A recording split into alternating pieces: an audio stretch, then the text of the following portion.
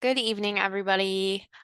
We're gonna give everyone a couple more minutes. My clock's reading 5:58. So we'll get started in the next couple minutes here.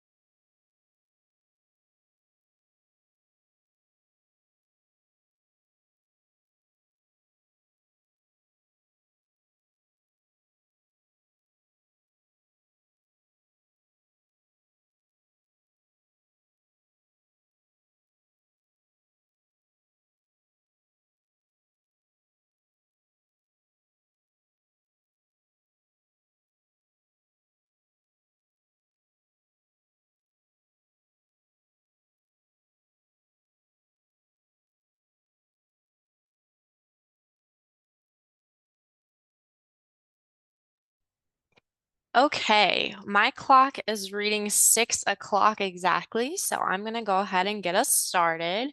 Welcome everybody to tonight's webinar on finding your fit, how to choose a brokerage. Today we are gonna discuss 3 types of questions that you should ask a brokerage when interviewing. Um, I'm going to be your moderator. My name is Madeline Smith. I am a student service associate for Hondros College here in Columbus. And we are also going to have Adam Ashba as our guest speaker today. Good He is a evening. broker. Good evening. Hey, Hi, Maddie. Adam. How are Hi. you? Good. Beautiful evening. Good. I Good. can't believe anyone even came because I'd have been outside swimming I if know. we didn't have this. So, I got this beautiful window to look out. all right, sure. Sure, that's the same. Adam is a broker here in Ohio, Mhm. and he's also an instructor here at Hondros College. Mhm. Um, and I'm going to go on to the next slide. On tonight's agenda, we'll go over a quick word from Hondros College, and then we're going to discuss the 3 types of questions, 3 topics you should talk about with some questions that follow when interviewing with a brokerage. And then at the end, we'll do a little Q&A, but feel free to drop your questions in the chat as we go along. Adam and I are pretty good at keeping an eye on the chat, so we'll try to answer them as we go. That way we don't have to hold anybody up at the end here. And then also stay around for an exclusive discount for all of you that are attending tonight. Um, and okay, Hondros College. Our purpose here at Hondros, for over the last 50 years, Hondros has helped more than 1 million professionals like yourselves launch careers in real estate, mortgage, appraisal, insurance, and home inspection. Whether you're getting your pre-licensing courses done, doing some extra exam prep, or continuing your education, we are with you every step of the way. What can Hondros do for you? So Hondros offers lots of things. Like I had mentioned, we do real estate classes, mortgage, appraisal, insurance, home inspection. And with those classes, we offer flexibility. You can do your classes online at your own pace. You can do them live stream through Zoom and sessions, or you can complete them in person at one of our campuses. We also offer comprehensive education. Um, you can learn from our experienced instructors who have real world knowledge, and they've been in the field. Um, and we also offer guidance through our 24/7 Ask an Instructor email, and we also have one-on-one tutoring available. And assurance. We have industry leading exam prep through our CompuCram, as well as our pass or don't pay guaranteed. This will be shown at the end of the slides as well, but this QR code here will connect you with an enrollment specialist. If you're interested in getting started with classes, or if you have more questions, feel free to screenshot this, take a picture, save the email and the phone number, but we'll also have it up at the end of the slideshow. And I'm going to hand it off to Adam. All right. Well, thanks, Maddie. And thanks for everyone that came on tonight. Beautiful 4th of July week. And I really wanted to get this squeezed in for the 4th of July. So I'm glad everyone's attending. We have a good turnout. Let's to kind of get a gauge of the room today. Thanks, Paolo. Yeah, well, first of all, yeah, my name is Adam Ashba. Let me introduce myself first. I own a real estate brokerage here in Ohio. So if anyone has any brokerage questions, just real world questions, I'm happy to answer that. Now we're going to talk about choosing a brokerage tonight, which I get a ton of those. I am also a real estate instructor. So there's some of you, I look through the panel of people here, and you're actually in my classes. So that's great. I do teach real estate classes as well at Hondros, and we do a lot of great workshops, and we have more coming up. But for tonight, we wanted to cover things about, questions you want to ask when you're interviewing a broker. Now, a lot of people always say, well, Adam, I don't even know what to ask him. I mean, him or her, I don't even know what to ask, whatever. I just got started in the Hondros, or maybe you haven't yet. I can tell you this, guys. I don't care if you've enrolled at Hondros yet, or you're already through most of your classes. It is never too early to start interviewing brokers. Not at all. So with that being said, I want to kind of get a gauge of the room. So in the chat below, so you got a little chat button right there. Give me a thumbs up for those who've already started their classes on Hondros. I don't care if you're the first day in or you're one day out. So give me a thumbs up if you're already enrolled at Hondros and you're halfway through your classes or whatever it may be. And then give me a thumbs down if you haven't started yet, because I'll kind of get a gauge of how to talk. So we got a lot of thumbs up, thumbs down. So, okay, good. Thanks, guys. Well, really, again, it is never too early to interview a broker. It really is not. We're going to be talking about 3 topics. There's a million questions you can ask a broker, but we're going to talk about like 3 main topics that you should be covering when you meet with a broker. And we're going to go ahead and cover that. So things when you broker, picking the right broker can make or break your career, guys. It really can. If you get into a situation, I see it a million times, where someone rushes into picking a broker, because remember, in the state of Ohio, you have to have a broker before you take your test. And a lot of times when I'm in class, we're like, rounding third, heading home, and I'm, talking to students and saying, "Oh, you got your broker figured out?" And they'll say, no, I was going to wait till I finished my classes to interview with a broker. Guys, the problem is I can't hyphenate enough how important it is to take your time selecting a broker. The big issue I see a lot is people rush into it. They rush into, picking a broker, and they don't follow some of the stuff we're going to talk about tonight. But you're not going to make that bad choice, because we're here tonight, and I'm going to give you some good tips. So let's go ahead and move on to first topic. So the first topic, do we have any questions, Maddie? I saw some stuff go Yeah, through. Dylan Stevens had a couple questions. He Okay. asked, does your 2-year post-secondary education have to be consecutive? And what are the requirements to become a broker? Okay. To become a broker, you have to have, and we can get you in touch with Alita Thomas. So maybe, Matt, if you could put Alita's information on there. Alita Thomas, and I actually teach some of those business classes. You do need to have 4 core business classes, Dylan. Okay. you know, that you don't have to have an associate's. A lot of people think you need an associate's class, but you need 4 core business classes up to a certain amount of hours. Okay. And then you have to be a real estate agent for minimum 2 years. So you got to have a 2-year minimum. That's not the hard part. The hard part is the sales. You have to have a minimum amount of sales, which is 20 transactions. Now, some people think that, oh, that's 20 homes. Actually, it's not. It's 20 full sides. So if you sold 40 houses and you were the listing agent, not the buyer agent, just the listing agent, that is, you'd have to sell 40 homes to equal 20 full transactions. It's kind of a tricky thing. So key thing, at least 2 years, you got to have business classes, and you got to have a certain amount of sales. But we have programs and college classes here at Hondros, and I teach some of those. You might be in my class there too. So, but check that out. And Alita Thomas, Maddie will send that information to you if you want to reach out to her. She's the expert. So, all right. Any other questions, I'm Maddie? dropping it in the chat right now. Awesome. Okay. Well, so think of these like umbrellas or buckets.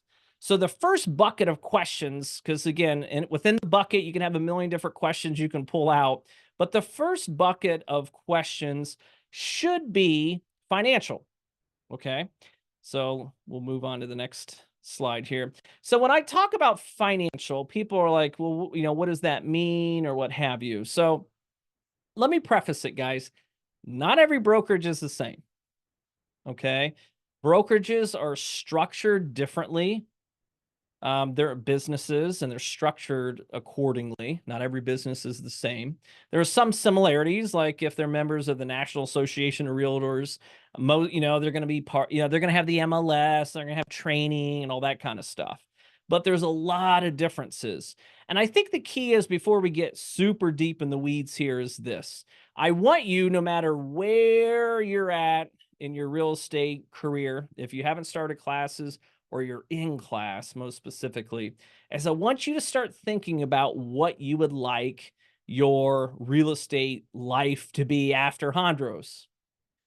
Okay. I mean, I know a lot of people has been laying in bed dreaming of, you know, maybe transitioning to college or into real estate college. And once they get out, what that looks like. Now, when I say that, I mean, like, do you want to be full-time? Do you want to be part-time? Do you want to do in residential? Do you want to do in commercial? Do you want to be sitting around an office at some, Realty office all day long? Do you want to work from home? Because brokerages are structured differently. And a part of that structure, guys, is the financial part.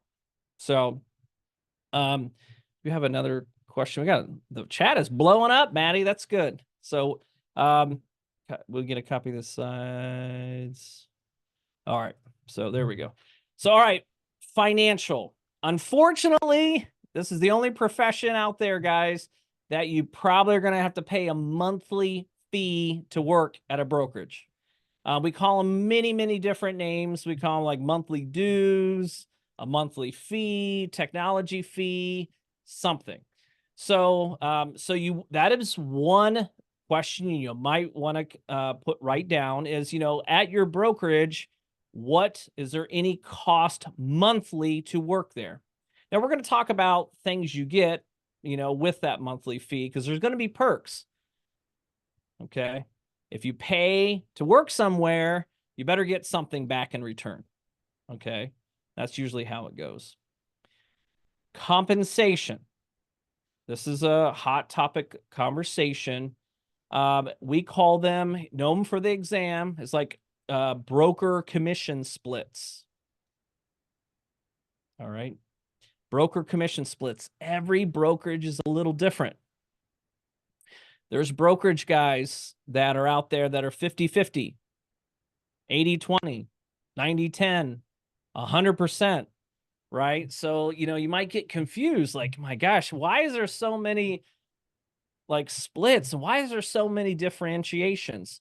It's because of, just how the brokerage is set up. Usually better commission splits you get, meaning if you sell a house and you get a $10,000 commission check, you know, how much of that 10,000 are you going to keep? Is it 50-50, which means you're going to keep 5,000 of the 10? Is it 80-20, where you keep 8,000 of the 10,000? Usually more you keep, guys, you might have to pay more money each month for that privilege, or you might not be getting much support, as in training, or you might not be getting any resources because, you know, if you're getting a lot of your commission, the brokerage doesn't have that much money to work with to reinvest back in the company to you. So when it comes to compensation, you know, obviously more the better, right? More commission for you, the better. But there is a point of diminishing returns. And especially as a new agent, you want to make sure that you're getting yourself in a situation where you're getting, and we'll talk about that later, getting trained appropriately. Because I always say this, guys, it's better to have 50% of $1 million than 100% of zero. And so you have, Maddie, do you understand what I'm saying? You're shaking your head. She's with me. Okay. You know, so, you know, just because you're getting more commission in your split, that might mean that, again, they don't have, there's not a lot of money coming back to the brokerage that they can invest in things such as training, technology, or what have you that you might need. Therefore, they might be like, well, you know, you're kind of on your own because you're keeping up most of the commission. We just don't have any money to reinvest back in the company. So, understand commission splits for sure. Hannah asks, could you touch on errors and omission insurance? If this recommended, what typically? Yeah, errors and omission is know that for the exam, guys. Chapter 1, P&P. Remember it. It's coming on your test. Errors and omission is an insurance, basically that you place on yourself in the event you make a boo-boo. Okay, and if you make a boo-boo and you get sued, this insurance basically will step in and cover if you have a client that maybe took any losses.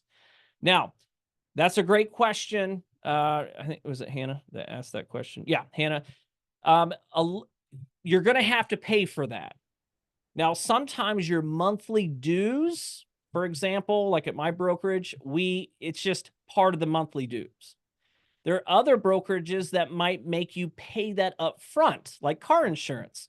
You know, when you're, in a situation where, you get car insurance and you pay 6 months worth or a year worth, so you might pay $400 or $500 each year to your brokerage for your errors and omission.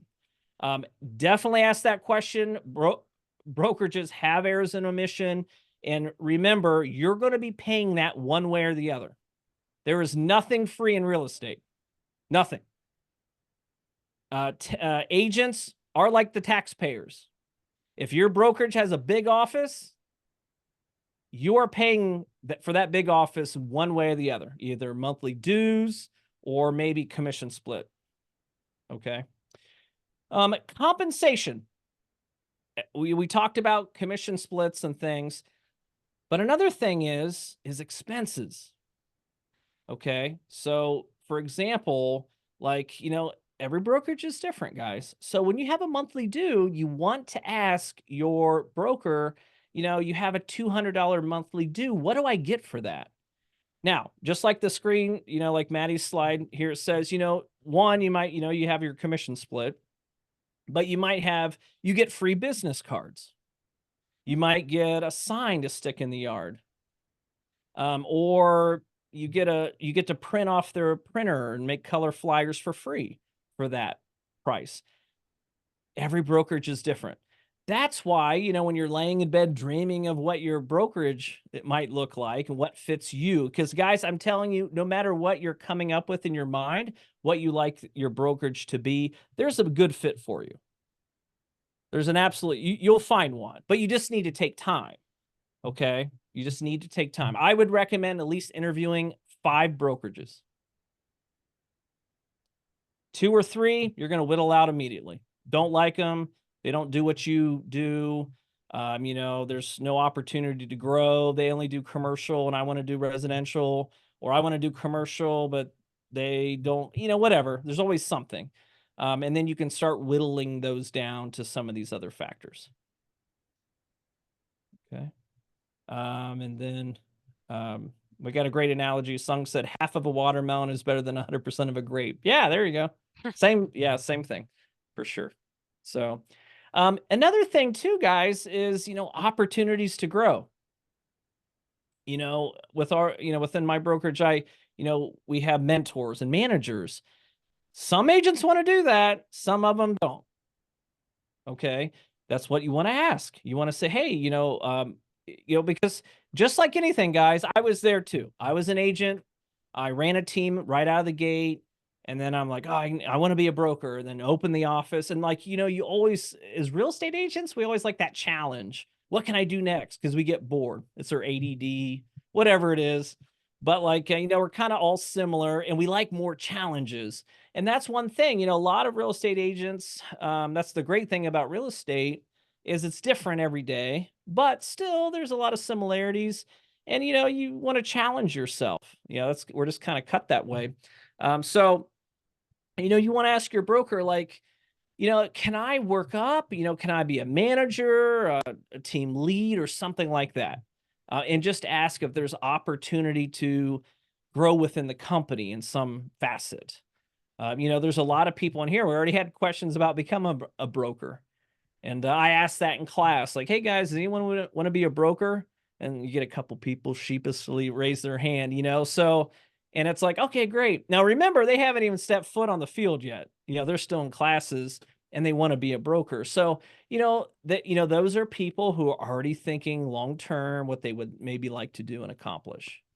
So I think, when you choose a brokerage, it'd be wonderful if you can get one in that, has good expenses, good broker splits, gets you some of the resources that you need, but you could also grow within the company. When I bring on agents, I want them to stay a long time. I don't want them to be like, this is just a stepping stone, so. But yeah, guys, if you have any questions, put it in the chat and we can answer, Maddie and I can answer them as we go along. Okay. So, all right, well, let's talk about bucket number 2, resources. Now, when I talk about, lead's info, I don't think you can see okay. I'll send it again. Sound like Dylan needs it. So, all right, next bucket is resources. Now, when I say, like, when you join a brokerage and, for example, you're going to be walking in situations where, you're going to have some sort of a monthly fee to cover errors and omission and other things such as resources. Okay. The question, guys, you want to ask is, hey, what is your monthly due? That should be a question. And if it's 200 a month, 300 a month, 100 a month, whatever it is, what do I get with that? What does that come with it? Okay. So that you got to, definitely ask that question. Some of the conversation, guys, is going to fall under this bucket. And this is like, yeah, we have the following. Okay. Number 1 on your list, guys, should be training. Then, I talk to a lot of agents, students that become agents, I'm sorry, and I follow them on Facebook. You can follow me. I'm out there. I'd love to keep on tabs with everybody. But, and if, a few months go by after they graduate from Hondros and get in the real world and they're all grown up in the real estate world, I can tell you that if things aren't working out, I can bet the farm that it's this slide right here, training. Okay. When you're a new agent, training needs to be at the top of the priority, because we use that reference of the watermelon, the grape, and things like that. Listen, you can have a brokerage that gives you 100% splits and you work there for free and you don't have to pay for anything and you get everything for free in a company car and a helicopter and whatever. But if you don't know what you're doing, guys, and you're not trained properly, you're not going to make any money. You're just not. I got a question for Mary. Should you interview in person or on a call? I'm going to answer that question on the third bucket, Mary. So if I don't hit it, I'll probably answer your question automatically. But if I don't hit it, just remind me. But that's a good one. That's a good one. We're going to talk about culture and things next bucket. So hang on tight with that one, Mary. Thank you for that one. We So, also had oh, Donald, we can interview brokers and make a choice, but I'm assuming brokers can decide not to bring you on. that's Yes. right. Yeah. Yeah, it is an absolute. I didn't mention that, but guys, it's a two-way street. It really is. One, you have to, like, I do all my interviewing. Some companies have HR recruiters. You might interview with a broker, but like, if it's just not a good fit, it's a two-way street. Like, you need them to help launch your career and get that help and support. But, and they need you, right? They need agents to sell and push their brand. If it's not clicking or it's not working or you just don't get it, or maybe attitude, we'll talk about that like, later in this, but like if it's just not clicking, then, anyone can pass. A broker can say, "Yeah, we're just, like, okay, well, thanks for your time. We'll think about it," or "I don't think this is going to work," or whatever. So you're absolutely right. Yeah, just because you apply somewhere does not mean you get hired on automatically. Yeah, great question. So going back to training, guys, training, every brokerage has, and they're going to tell you, and I'm going to say it too, my brokerage has the best training in the world. You're going to hear that from everybody. Everyone has world record, award winning, and it's going to be presented on the Olympics next year. Whatever. You're going to hear all those stories. Every brokerage has great training. We just do. Yeah, that's right, son. We puffing. I'm doing it right now. I'm puffing. But like we all say the same thing, right? Could you imagine interviewing with a brokerage and you're just fresh out of Hondros and you know that you don't know anything, you don't know what you're doing, because at Hondros, I always say, remember, guys, we're not here to be a good real estate agent. We're here to pass the exam. Okay. I say that, I drill it in people's heads. So you're getting out of Hondros, you don't know what to do. You're a baby realtor. That's what I call you. You're a baby, right? You're a little baby. And, and I say, oh yeah, at our brokerage, we have the worst training. It's pretty bad. You don't want to, but you want to come here and work here, right? No one would say that. Don't worry about the training and the awards. You're going to hear that all the time. The key is, I feel, okay, I think the biggest thing here is that second line where it says mentoring. You got to have a mentor.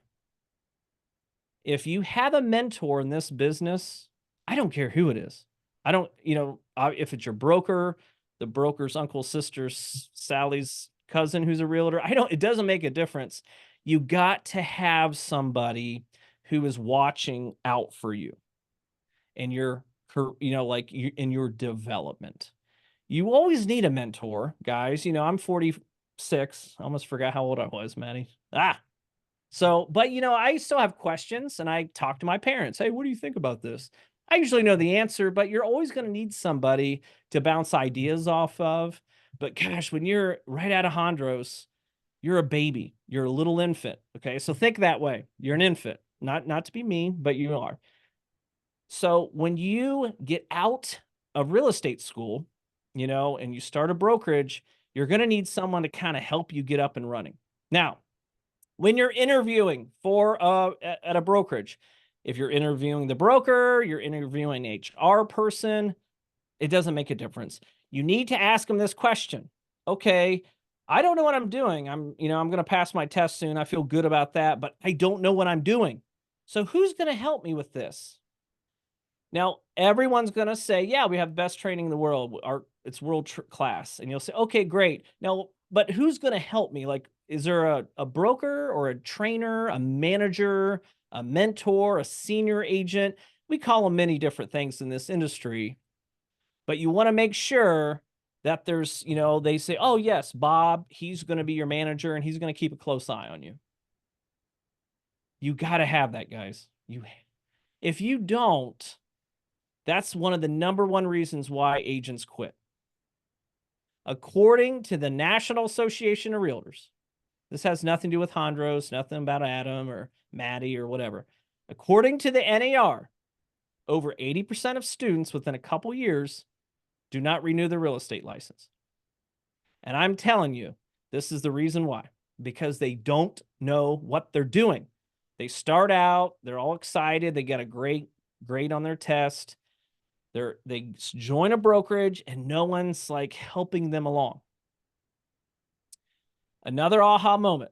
And here, this is just dark side of the real estate world, right? This could be like an HBO special, Maddie. The dark side of the real estate is I this. like it. You like, oh, it's going to get dark, guys. Get ready. It's this, is a lot of agents choose a brokerage because there's a lot of people that work at that brokerage. And they say, well, I was told that all the people at the brokerage would just help me. And I'm like, ah, really? Okay. Yeah, because there's like 150 people and they're all going to help me. And I'm going to have like, it's going to be like a village of people that welcome Bob, the new agent. They're going to carry me in like Jesus, whatever. But then they say, but no one's helping me. No one's helping me. Like one guy's kind of cool, but he's busy. Yeah, yeah, right. HBO After Dark. Hopefully it's not that dark. But with that being said, guys, what they realize, most agents, when they get their license, they work where they live, typically. So if I live downtown Columbus, I might join a brokerage downtown Columbus because that's like real convenient for me. You don't have to do that, but a lot of people do. When you go into that office for the first day and there's like 100, 200 agents, or we'll say if they're there, they're going to look at you and say, great, another agent that's going to be selling downtown Columbus. I know you have the same logo on your business card, but you guys, you have to understand all agents were 1099. We're individual salespeople. What incentive does any of those old, like seasoned agents have to help you? Not only will they won't help you, but like they're not getting compensated for it. But why would they give you all their trade secrets? Because you will go around downtown Columbus and steal all their customers. So they're not going to help you with that. You got to have someone within the brokerage that can keep an eye on you. I do want to say that yes, your broker is your guy or girl. They got your back. Don't worry about it. They love it. They love it. But guys, you got to remember you're a baby. I have 4 kids. 1 kid's real easy. 2 kids, bah. 3 kids, oh boy. 4 kids, I want to jump off a building, right? When you're a new agent, it's just, a broker has a lot on their plate. There's one broker and you have all these agents running around. Just think of it as in like, children running around. And if you have a lot of infants, they need a lot of help. You'll have so many questions you don't know yet. So I highly recommend, unless you're in a brokerage that has like maybe 10 people or less, then maybe your broker can keep a closer eye on you. But just think of it that way. Your broker, unfortunately, we can't be your mentor. Hannah had a Yeah. question Sure. Go about ahead, man.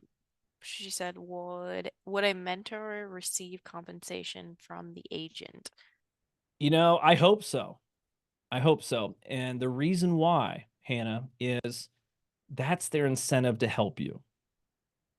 I think, I hope that all of our mentors are like, they're wonderful people, but it's pretty hard to have a bunch of Mother Teresa's working in your location, right? At some point, they might help you a little here and there. But if they're compensated, like you said, that's best. Because if they're compensated, think of them like, they're like a little broker. Every success that you have, they're going to be financially compensated. So they're willing to like invest in your future and your success. So I don't know that, and that is a question you want to ask. When you're interviewing a brokerage, if they say yes, you have a mentor, manager, whatever you want to call them, and every house you sell, they get a piece of that action. Then that is not a bad thing because they're willing to help you because they're invested financially. Yeah. So that's a really good question. Um, the mentoring, like I said, that's probably the most important piece of this entire slide. Because, if you know what you're doing, because unfortunately, guys, there's no YouTube, there's no book that tells you how to like sell like to teach you some of this stuff. There's tips and tricks, that are out there, but there's not some sort of Bible that someone has. Online training is great, but person to person training is unmatched. AI is good, right? But it's not having another human being that's there that you can have coffee with and cry and go out to eat with, and maybe have you come to appointments or something. If you that would be your ultimate goal for sure. We got a couple more questions about Yeah, sure. this. Go ahead, Maddie. Deborah says, so if you compensate a mentor, then they work for you. What should the expectations be? Yeah, well, if you're paying a mentor, make sure you have clear. Some brokerages have like this is how we do it. If your brokerage doesn't, you can like pay a mentor. You can almost like hire one. There's some coaches that like coach many different people, and you kind of pay to be like on the like a coaching call and stuff.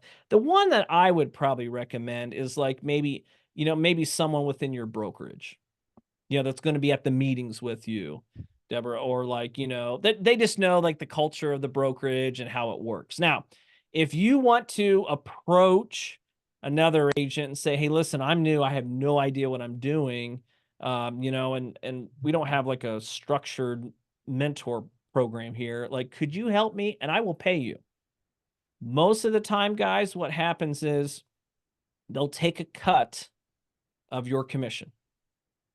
So if your brokerage is 70-30 and you want to hire this mentor, like, independently, you're probably going to have to give up 20-25% of your commission when you sell a house, okay, to compensate them.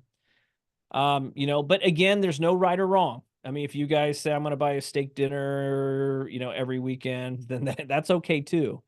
The expectation, I would say, here's a tip that's not on the slide, would be, guys, real estate is not 9 to 5.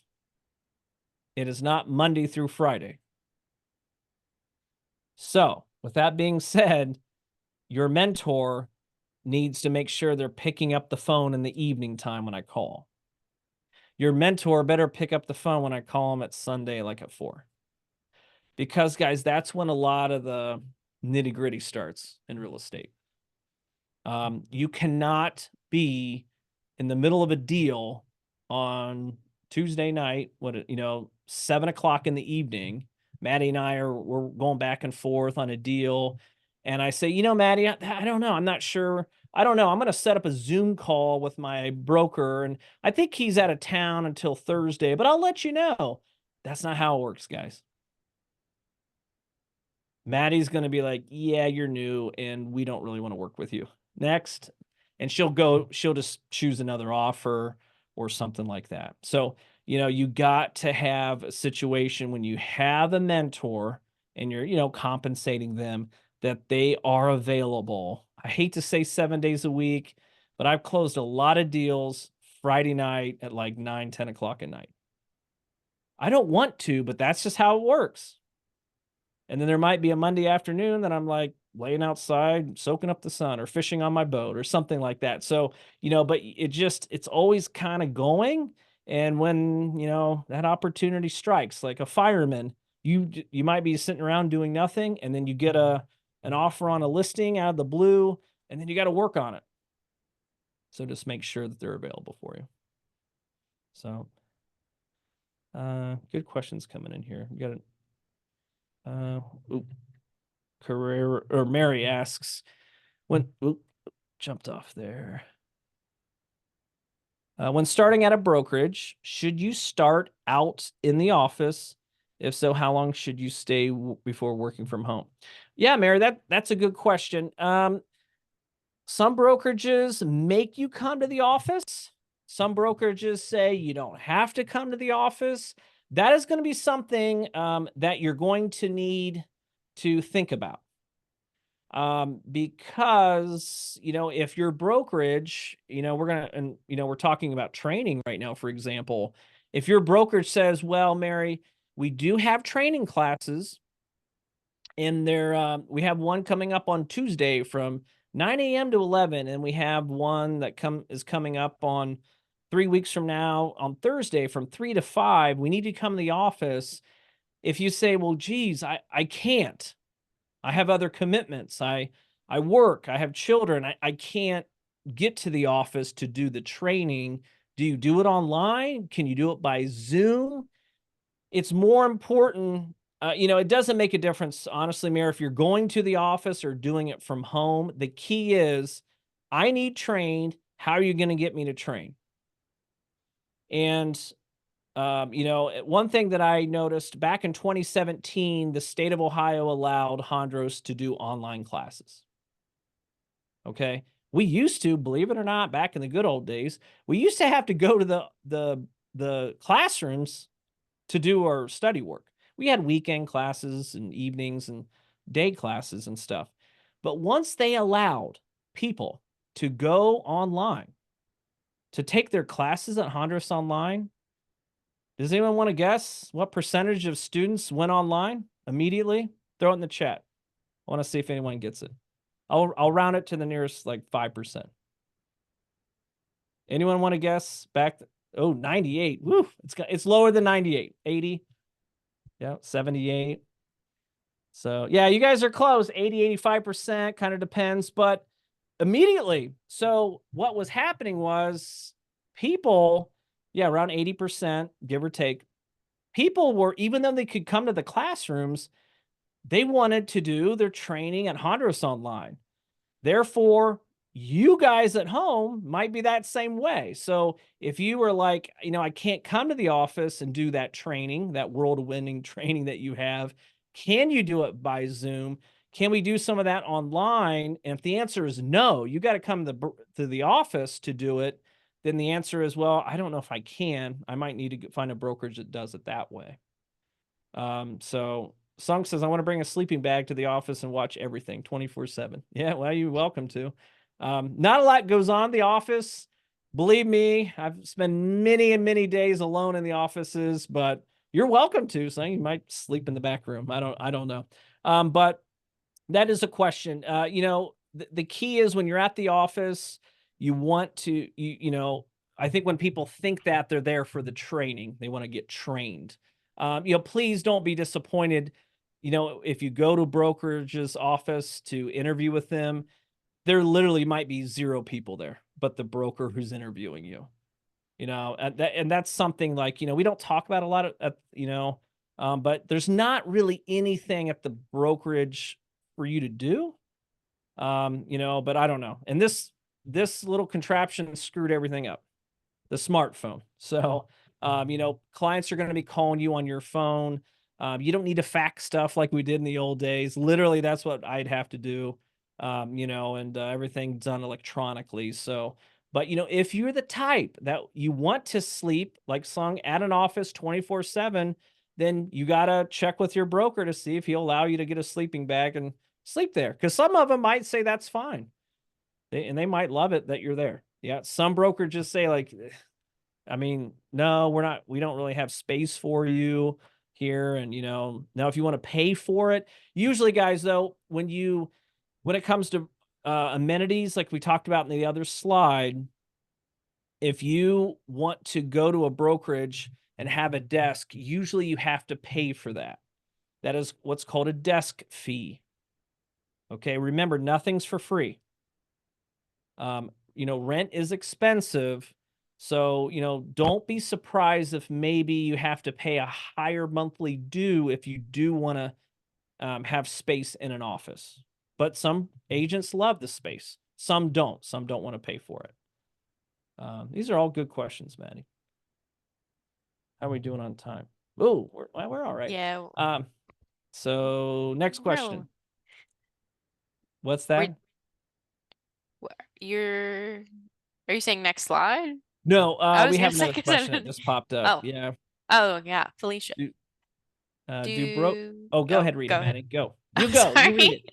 Do brokerages offer a laptop as part of their technology, or is there another expense to expect to pay out of pocket? Um, I don't know of any brokerages that supply laptops, but again, there's a lot of brokerages. I don't know. That would be absolutely something that you would need to have is a laptop. You know, because just the training to emails to electronic signature, you know, that would be very, very important that you would have one. Um, yeah, technology, Hannah. Okay, yeah, we'll kind of move on. You guys had great questions. Technology. We'll move on. Segue. Good segue, Hannah. Good segue. Technology. Well, technology brokerages are different when it comes to technology. I teach classes that are we already have that are already agents, and we talk about that. And some people say we have no technology. We do everything on pencil and paper. Like literally, they do. But yeah, you guys, yeah, I'll stay on as long as you want, guys. This is great info. So, but you know, for example, you know, some companies like mine, I value paperless. Time is super important to me. So we're 100% paperless. You know, some brokerages are not. So when it comes to technology, it could be everything's electronic signature, files. You know, you don't, it's all done, you know, electronically. You don't have to stop at the office to hand paperwork over. Another thing is commissions. You know, does the brokerage, do you have to go pick up a check and drop the check off and then go back and pick up your check later again? Like that's 3 trips just to pick up a commission check.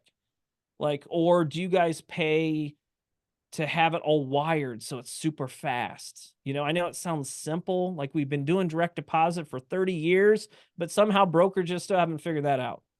So, you know, that's something like that. Lead gen. I know that's next. That's the next bullet point. But do you, you know, like marketing, do you have programs that will help you with social media marketing? That's a big thing. Like, I don't know how, I know I got to post stuff on Facebook, but where's the content come from? And I don't know what I'm doing. And, you know, I'm old and I, you know, or whatever. Does your brokerage help you with that? They springboard your social media. Do they give you content to put in your social media so you look legit? We don't do the yellow pages anymore, guys. You know, social media is big. Leads, you know, the lead gen, do they help you drive leads? Some brokerages, guys, they will even hand you leads. They'll buy leads through Zillow, Realtor.com, for example. They'll buy them and then they'll give them to their agents. And then the agents work them. Now, again, that costs money to buy leads and give them to your agents. Remember who the taxpayer is. It's you. So there's a cost to it. So you might not be 70-30 splits. You might be 50-50 because you're getting handed leads, or maybe worse, 40-60. Or, you know, I've seen even worse than that. But they're giving you leads. But that might be okay because, again, a grape, half a watermelon's better than a full grape, right? You got to think of stuff like that, so, some people don't want to, some people want to be on a better split with a brokerage and buy their own leads. It's a better deal for them. Okay. It's cheaper for them to buy their own leads and have a better split than taking a less split and have the broker pay for it for them. Okay. So, are all the fees, William says, are all the fees I pay tax write-offs? Yes. If you do itemize, I am not an accountant. I pay for one. Just had a call last night with mine, but yes, any of that stuff, William, there's no reason why you can't itemize. itemize it. Now, something that brokerages don't help you with resources here, brokerages do not do your taxes for you. Okay. They don't, that's one thing I think some people ask, is like, do they do my taxes? No. They do, they will pay you as a 1099 contractor, which means the money you get, they haven't taken out taxes yet. And then, you want to start, you're going to start thinking differently, guys. You're not an employee anymore. I know it sounds scary, but I'm telling you, you will make more money and save the most amount of money on taxes as a 1099 employee because you can itemize all, a lot of these expenses, especially at the beginning. You have a lot of expenses at the beginning from, colleges to mileage to, your NAR dues. Okay. Yeah. So, again, leads, marketing, technology, social media stuff. Do they help you with that? But most importantly on here, guys, is the training. Make sure your brokerage, you have someone keeping a close eye on you. If they're watching 100 people, do the math. That seems like a lot of people for one person to keep an eye on. 50, ugh, 20, maybe you might be okay. So, but keep an eye on that. Yeah, Song says if you're paying taxes as a real estate agent, that's a good problem to have. You're right. But yeah, you want to, that's 2.0 real estate agent. Don't worry about that today. It's not going to be on your test. But yeah, you want to start thinking about you're a walking, talking business, guys. Yeah. And that's the way your broker is. The broker is there to help you run your business. Yeah. They're going to give you resources and support and coaching and training and things to help you grow your business because it's yours. All right. You want to talk about the last bucket, Maddie? Then maybe we'll get some last minute tips. She's good. You just went right to it. You didn't even smile. This is, I think, is very important too. This is, I think, you can have two identical brokerages, but this will be different, and it's culture. Like I mentioned before, guys, not every brokerage is the same. Okay. There's many different ones that we talked about it, training and how they train you. Do they do it online? They make you come to the office? Is it flexible training? What the commission splits are, what have you. But the culture of your brokerage will have like it says, a significant impact on you being happy working there and productive and being part of a team. And that's really hard to do, guys, as a owner of a company and a broker, because real estate agents, we're not hanging out the office all day. We just aren't. Everything you see on there's a new one too on Netflix that just came out. It's called Owning Manhattan. Have you seen it, Maddie? I've not. Has Ryan Serhant on it. But all these shows that you see on Netflix and Bravo, that is not real. That is not how it really works. But anyhow, the culture of brokerages means what's the environment? What's the values of the company? The dynamic of the company. Because some brokerages, guys, are maybe more similar to what you see on TV. Cutthroat, type A, alpha type men and women. They're just pulling up in their sports cars. And, I have a jacket on tonight, but they'd wear a tie, right? They'd wear a tie, and it's just like that, just tense. Some people like that. Some people do. That's what they see on TV. They want to wear high heels all the time. That's totally fine. There's no right or wrong. There's other brokerages that are they want to have fun, work together, have that community-ness to them. They enjoy hanging out, spending time with one another. And you know, I'm laughing because I like that question. What's the proper attire for Ohio agents? I'll talk about that here in a second. But in the only way, guys, that you're going to know what the company culture is you have to go and hang out with them. Okay, that's why I say, interview like 5 agents. I'm sorry, interview 5 brokerages. You guys out there, interview 5 brokerages at least, maybe more. Okay. You're going to whittle 2 or 3 out, like automatically. Don't like them. Didn't seem nice, seem weird, dry. I'm a high energy guy. I'm very positive. You're not going to make me give me a bad day, but some people come off that way. And I would not like working with someone like that. If you get it whittled down to a couple, I always say test drive the brokerage. People will say, well, what are you talking about? Go hang out with them. If a brokerage has I don't care if it's a chili cook-off. I don't care if they're going to Pins or to Duck Bowl, or if they're going to go kayaking or tubing or pontooning. I don't care. Whatever they're doing, can you say, listen, can I come along and just hang out? Be a fly on the wall. Okay. Even if it has to be like a meeting, that's okay. I mean, if it has to be just like their monthly meeting, that's okay too. What you're doing is you're pulling the curtain back. Everyone that you're going to interview, when you're interviewing these brokerages, guys, are going to be a couple things. They're going to be the broker like me, we're going to interview, or it's going to be a recruiter, like an HR recruiter. I promise you, what the first people that you see, we're going to be the coolest people. All right. Brokers are usually pretty cool. Like, hey, man, hey, great. They're the face of the company, right? They're this, right? Or the HR recruiter. They're kind of they're like the front salesman, right? I'm a salesman, guys. I'm going to just tell you, great things, positive and great things.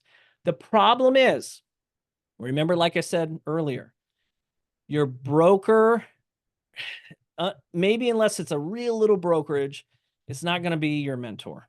You're not going to be spending much time with your broker. I hate to tell you that. That's just the honest truth. I want to, but there's too many agents. You can't get to all of them. An HR recruiter is even worse. Their job is to, hey, come on, Bill. Let me tell you about the company. You want to join? Great. Come over here. Hi, Nancy. How are you? Next. Like this. And you'll maybe never see that HR recruiter again, because their job is to recruit, onboard, and that's their job. So by test driving, going to the brokerage, I mean, I don't care. It can be out of the office is probably better. Any event they're doing, fun time, if you go and you feel good, it's like, gosh, everyone's really nice and friendly. Everyone's like having a good time. That's the environment you want to be. That's the culture, because what'll happen is you'll feel home. It doesn't feel like work. That's the best compliment I get. Most agents, guys, over 70% of agents, according to the NAR, are part-time agents, meaning they have full-time jobs, part-time jobs, kids at home. They call themselves part-time. And those people, when they come to brokerage and we're training or doing fun activities, they'll say, this does not feel like work. I love coming here. It's so fun, like that. And I know that that's what you need to feel. You need to feel like you're not stressed out and, not learning, because if you're not enjoying, you don't feel at home, you're just not going to settle in and learn. You're going to come up with every excuse not to go to any brokerage meeting or anything. You just don't. Latanya says the brokerage firm. Oh, does the brokerage firm have access to the credit repair agents and mortgage loan officers? I'm asking because people who want to purchase have been concerned about their credit. Yeah. Yeah. When it comes to, I'll just touch on this very quickly because we can get long on time here, guys. But yes, brokerages, you don't have to reinvent the wheel when it comes to I always call them like partners. So like lenders, title companies, inspectors, all that kind of stuff, guys. Now you might, say you start day one and say, oh my gosh, I need all these people. Believe me, there's going to be people like, oh yeah, use this guy, use this gal. They're great. They're great. Here's their number, so you'll be fine. Now over time, you might not like them and you might meet another credit repair person or a mortgage lender that you like a lot. And you're like, I'm going to start working with you. So yes, to answer your question, don't guys, do not worry about that. There will be plenty of referrals going your way pertaining to those people. Yeah, you're welcome. When it comes to like expectations, this is a frequently asked question. Some people say, like that second point, there's like, how many transactions per year do these brokerages expect me to close? Because I'm going to be a part-timer. I'm not going to sell that many. Guys, that's a good question. And if you are considering yourself part-time, that's fine. Majority of agents are. There's nothing wrong with that. You're the majority, not the minority, believe it or not. You might want to ask, like, every agent has their own goals. And that's what's really hard when you're managing people, because you have people that want to sell 1 or 2 houses a year and they sock that money away to go to Disney World. Then you have other people that want to sell 1 or 2 houses a day, and they're like those people on the TV show. So like, it just depends. Know that in your head. If you have another job and I recommend you keeping that job. You can be successful doing both real estate and keeping a full-time job, guys. You can. Our top 2 rookies of the year last year at my brokerage were part-timers. Okay. You can do it, keep that money coming in, keep it stable. But, if your goal is to sell just a couple houses a year, convey that to the broker. Some brokerages, guys, say, well, I don't want you here because we only hire those people on Netflix. And then other brokers will say, okay, well, a couple houses a year, that's okay. And then, some brokerages might say, well, if you only do 2 houses a year, we do put you in this part-time plan, and you might have to like pay more each month because you're not like earning the company enough money. Does that make sense? Like you're not pulling your weight, but we'll keep you here, but you don't get certain privileges or perks. So, but just be honest with them up front. Believe me, that is not a weird question. It's just better to be like, hey, this is my plan. This is what I would like to do. And then they'll say, yeah, that's great. Or yeah, no problem. You're welcome here. Or, but here's some, things that we might have to put you in for that reason or what have you. Because, again, not all brokerages are the same, and they might not even hire you on because of what your goals are. But there will be a brokerage that'll fit your goals. Just always remember that. Do brokerages offer a smaller salary for full-timers that is paid back through sales? We call those draws, William. No, that would be a really, um, that would be like a very special situation. Any agent that might be on a draw that they would entertain that is making a lot of money, and they wouldn't say, I don't need a draw because I'm going to make more than that in commissions. Now mortgage lenders, they do draws. That's kind of common in that industry, but unfortunately not. I can't say every brokerage is that way, but I do not know anyone off the top of my head that does draws. Yeah. But yeah, ask that question. Yeah, unfortunately. But you can sure ask. There might be one out there. There's a lot of brokerages, and but I just don't know any off the top of my head. Yeah. And then the last one, and then we're gonna go into some just like quick tips, and we'll get off here tonight. And great questions, guys. Maddie and I love it when we have good questions. So can I review your policy manual? Of course. Every brokerage has a broker agent agreement. And it's basically just the rules of the brokerage. required by the state. It just says, hey, listen, you're going to be 80-20, 70-30, 50-50 split. This is how this works. This is what we do here. It's just kind of like rules of engagement. Very basic. I get questions, and I got 2 or 3. There's a couple of people on here right now that was in this class last week about brokerages having agents sign like contracts, like a 12-month contract, a 3-year contract. Well, Kelly, you're asking for red flags. Here's a red flag. When brokerages are asking you to sign contracts, like a football contract, like, hey, you're going to work for us for 2 years or 3 years or 1 year even.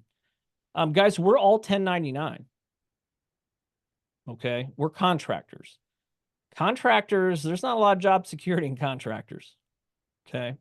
Meaning you can come and go you can go, but you might not be able to come back, but you can come and go whenever. So if you're with a brokerage and you're like, I don't like Adam because he's ugly and he smells, well, then he can go. You can leave. That's it. You don't have to. Now, if you have some why is that funny, Maddie? Is there something? Just Tell like us. There's something going on. I need to know. Right? So, but like you can come and you can leave if you want to. Just as the opposite. If there's an agent that has a bad attitude and I'm like, listen, I don't want you working here anymore, then they can leave as well. You cannot, and I always say this, why would you want an agent to work for your brokerage if, they sign a 12-month contract and they're at month 5 and they're mean? Like, why do you want them to work there for 6, I don't know what I said, 11 more months? I don't know. Why would you do that? That makes no sense. So that would be a big red flag, guys.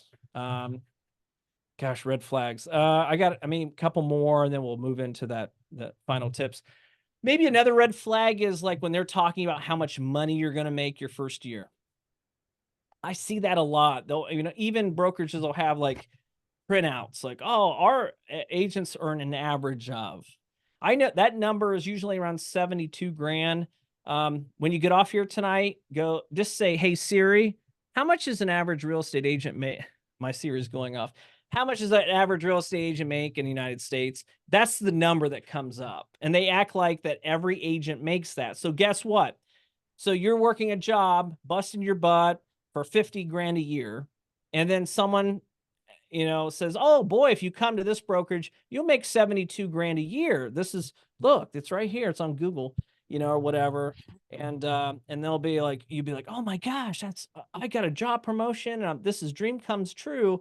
And then they go to the brokerage and then they're full time. They quit their job cold turkey. They run in there ready to go. And then like, they realize, oh my gosh, like, I'm not making that. What's going on? And you get defeated. You got over promise, under delivered. That's like salesman 101. Don't do that. And then they get frustrated, but they might have sold 3 or 4 houses that year. That's actually pretty decent for a newbie. But then they think they're a loser because they didn't fulfill those expectations up front.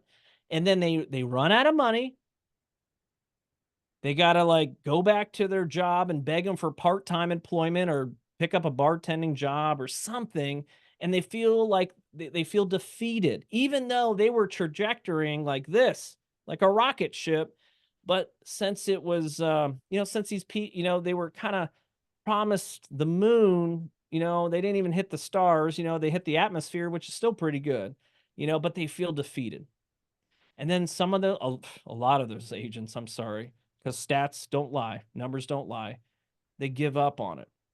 Even though they were good, they were really good. They were just set up for failure. So that would be a big red flag. I think the other thing is, when it comes to monthly dues, guys, some brokerages can get a little pricey. But again, you get what you pay for. Usually more you're paying every month to work somewhere, you got to ask like what you get for that. And if they're giving you a company car and a private jet and a office suite downtown Columbus, you might not want that. You might say like, I don't I don't want to pay that every month. I don't need a jet. I don't need a helicopter. I don't need a sports car. I have all that. Um, maybe you're rich like Maddie and you already have that kind of stuff, but like, I but wish. so then you'll see, that's not going to fit for me. I don't want that. I'm going to go look somewhere else. Yep. So, we got hop off a couple minutes. Or is there a way to get reviews on brokerages? Hey, Kelly, listen, when it comes to reviews, I don't know, like people talk trash about other brokerages and you're not sure if they really work there. Just go test drive them. Just go hang out at the brokerage.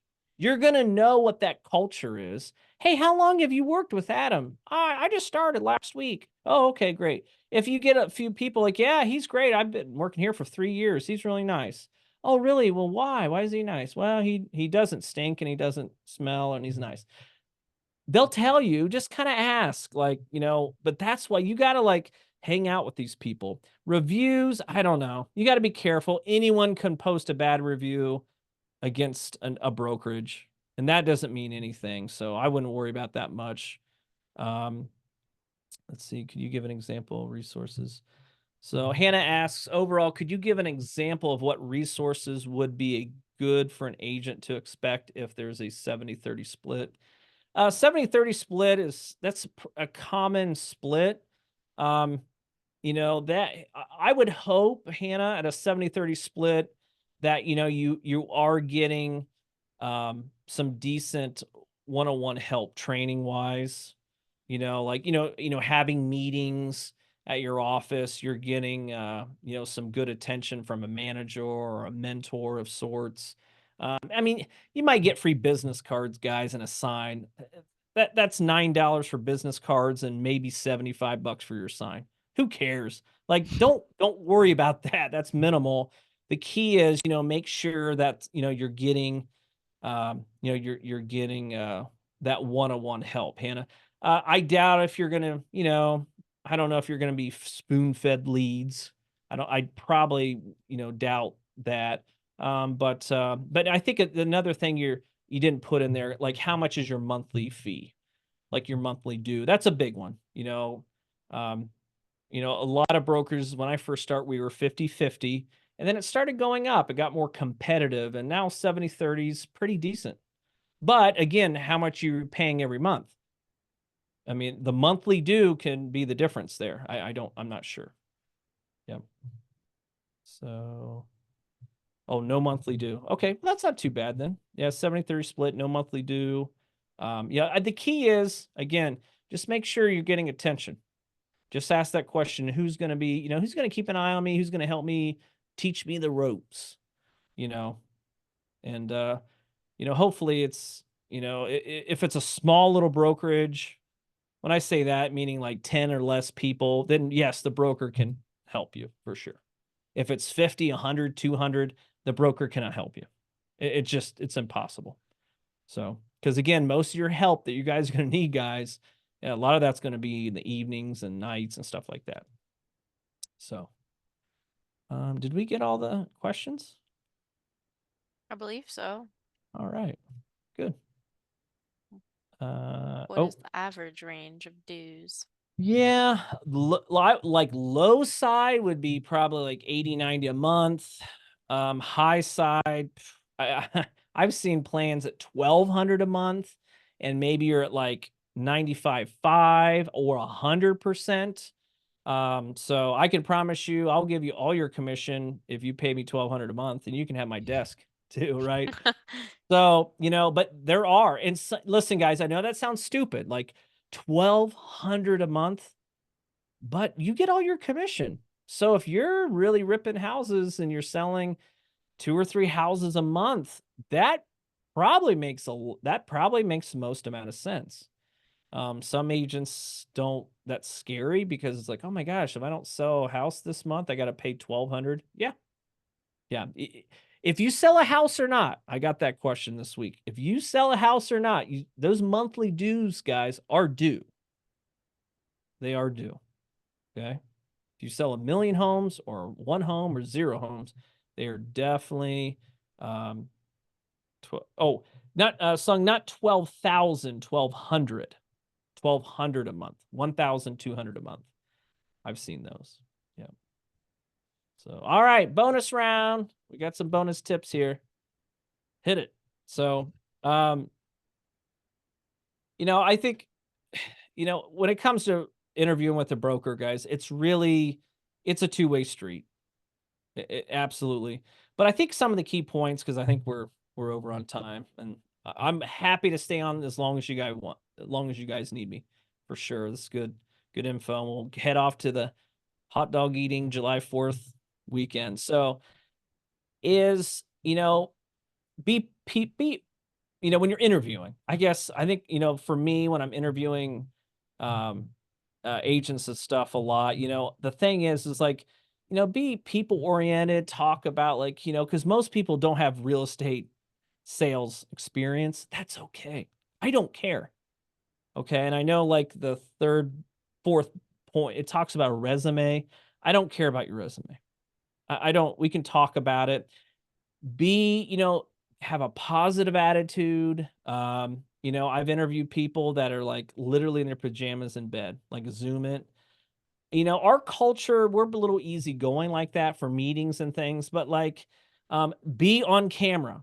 Okay. Most of your interviews, guys, are going to be on Zoom.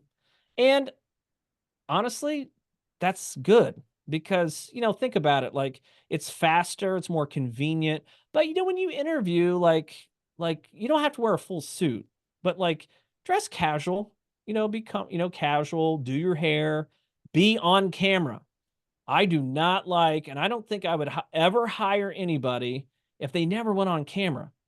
We're in the people business. Like, I want to see your eyes. I want to see you laugh and, joke around and be positive. And if you're not on camera, like, I don't know. What's going, like, why not? Like, how am I supposed to like engage with you or what have you? So, just have a good attitude going into it. When you're meeting with these brokers, because that's attitude is everything. We don't worry so much about your experience. If you have some experience, people experience, you could tie it into it. Like, yeah, I used to work at whatever. I mean, as a kid, I worked at a grocery store, guys. And honestly, I feel like I carried a lot of that over, for the last 30 years then, like, that's, you get your people and hey, because that's all this business is. I hate the word sales. Like, we need to take that off, scratch that off right there, Mhm. Maddie, at the top. Like, we're not in sales, we're in service. We're in the people business service. We are here to help people get from like A to Z. And sometimes we can't help you. Now, of course, I can sell you a million houses. I have all these houses I can sell you, but that's not what we do. We help people and, help them achieve whatever goals there are. And sometimes you cannot help them. Whatever. So that's what you want to think about. Don't think about this as a sales job. This is a people job, and this is to serve them. You're trying to help them, and not all the time you can. Maybe not today, but maybe tomorrow. And sometimes maybe you can't help them, but you can help their mom, or something like that. So, kind of think about that. So key things: be presentable. You don't have to overdress. Put the camera on, be put together. Don't be in your bed wearing pajamas and so I've had that, and I'm like, listen, you wanted me to interview you. Like, you asked for the interview. Why? Like, what it's almost like sometimes like I'm in her, like maybe don't have the attitude like, you're doing the broker a favor. It's a two-way street. So, and I'm not going to bring anyone in our brokerage that doesn't have a good positive attitude. So, yeah. So, all right. Other than that, guys, I think we're about wrapped up. Do you have any Q&A or anything we ask a lot of great questions. I'm glad you stayed on. I hope you got some good tidbit of info. I look good in my Oh, Toy Story pajamas.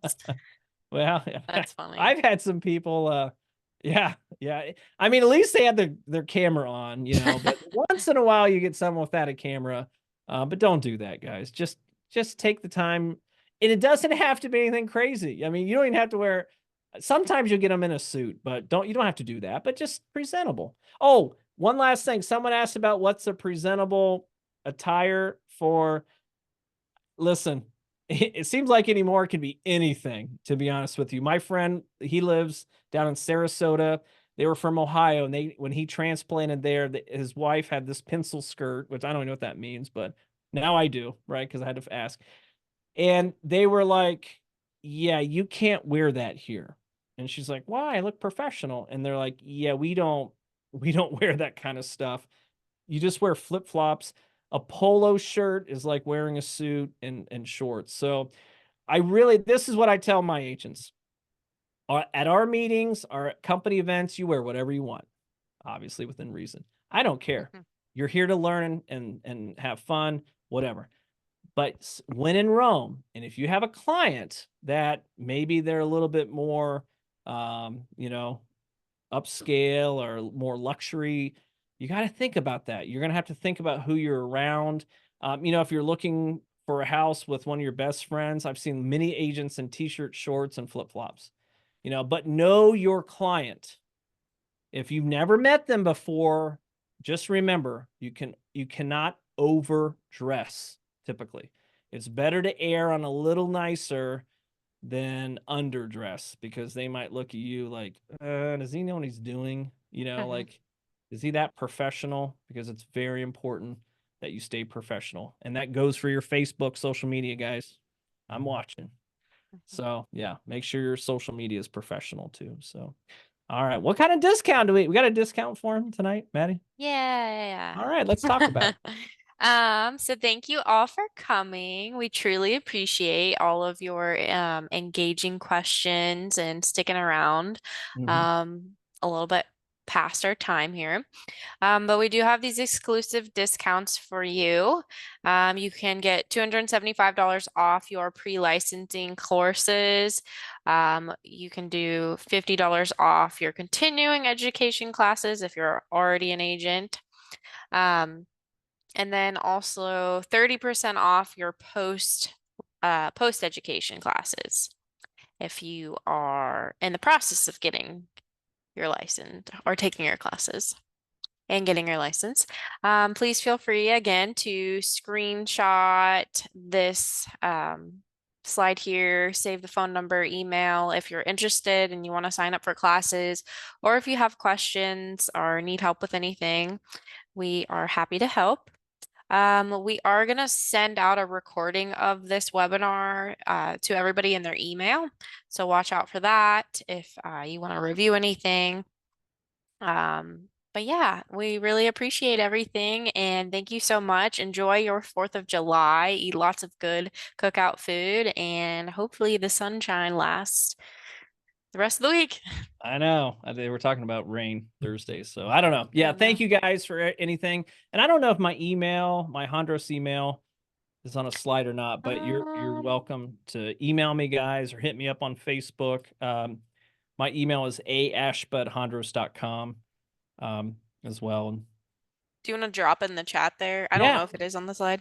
I'm Yep. sorry, Adam. I always want to say Ashba and it's Ashba. I don't know. I Hey, I've don't been know called a lot why. worse, guys. Not tonight, but I've been called a lot worse. Yeah, I'll put my email in the chat, guys. Yeah, aashba@hondros.com. Hondros.com. Email me, hit me up on Facebook, DM me if you have questions. But yeah, great workshop tonight. And have a wonderful 4th of July. My favorite week of the year. Yeah, Mhm. for sure. So Bye, thank you guys. everybody. Thank Yep, you. you're welcome. Happy Bye-bye, America's everybody. Happy birthday. 4th.